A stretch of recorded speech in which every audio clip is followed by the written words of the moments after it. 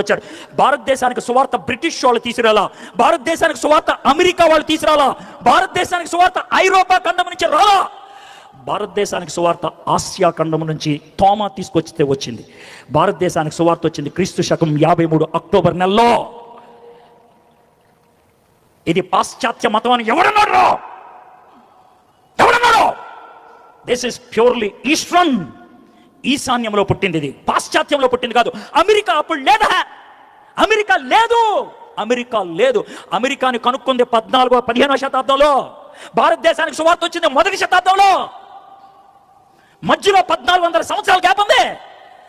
బ్రిటిష్కి మొట్టమొదటిసారిగా సువార్త వెళ్ళింది 130లో, భారతదేశానికి సువార్త వచ్చింది 53లో. భారతదేశానికి సువార్త వచ్చిన 80 ఏళ్ళకి బ్రిటన్కి సువార్త వెళ్ళింది.